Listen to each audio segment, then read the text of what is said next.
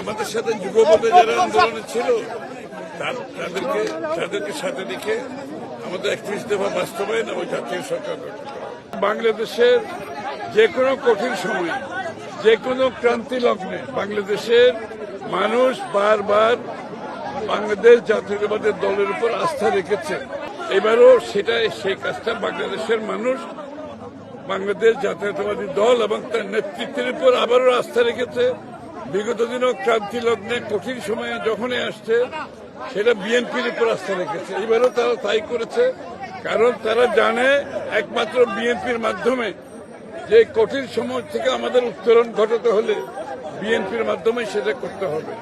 এবং বিএনপির নেতৃত্ব তারেক রহমান সাহেব উনি যে পরিকল্পনার কথা বলেছেন, যে প্ল্যানের কথা বলেছেন, এটা বাংলাদেশের জনগণ এটার উপর আস্থা রেখেছে।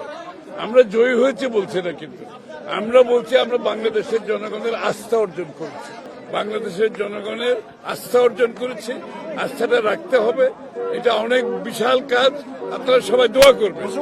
শিষ্টাচারের মাধ্যমে একটা যত বেশি রাজনৈতিক শিষ্টাচারের মাধ্যমে আপনি আপনার রাজনৈতিক কর্মকাণ্ড পরিচালনা করবেন, গণতন্ত্র অত শক্তিশালী হবে।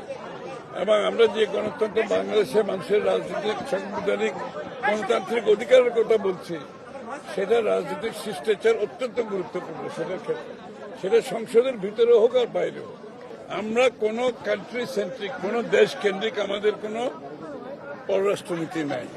আমাদের পররাষ্ট্রনীতি সব দেশের সাথে, বাংলাদেশের মানুষের সাথে, বাংলাদেশের সাথে, এবং কোনো কান্ট্রি সেন্ট্রিক, কোনো দেশ কেন্দ্রিক আমাদের কোনো পররাষ্ট্রনীতি নাই।